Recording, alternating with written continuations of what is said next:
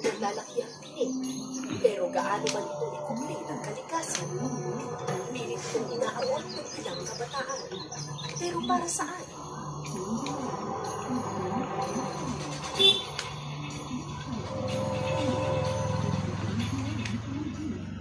Halika na, late na.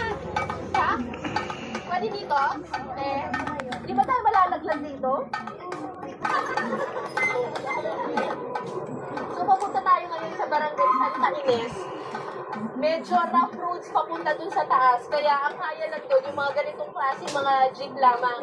Pero limited lang yung mga bumabiyahe na jeep doon. At mas binibigyan nila ng priority yung mga kalakal, yung mga bigas, at saka mga iba pang goods. Yun ang nakasakay doon sa ibaba, kung nasan yung mga upuan. Kasi yung mga tao dito sa taas, nasa bubong, parang baliktad natin, no?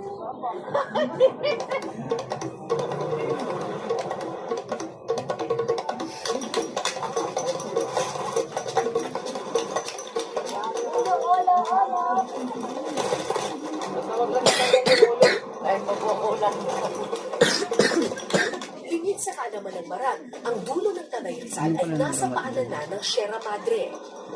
Matarik at mabato ang daan patungo rito.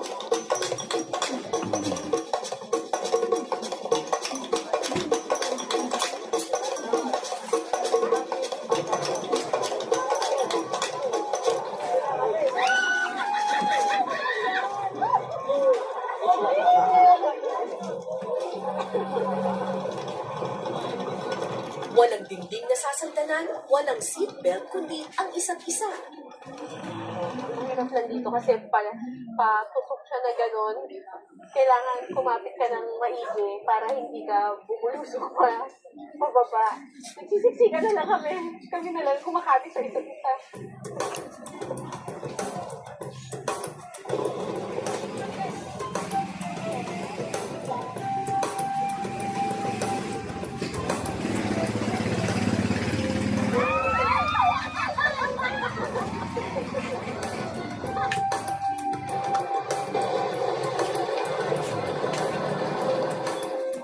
Makalipas ang 3 oras at 4 na tawid ilog, narating din namin ang Barangay Santa Ines.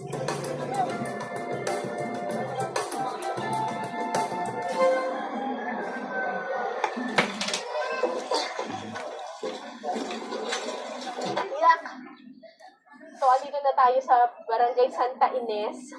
Pero simula pa lang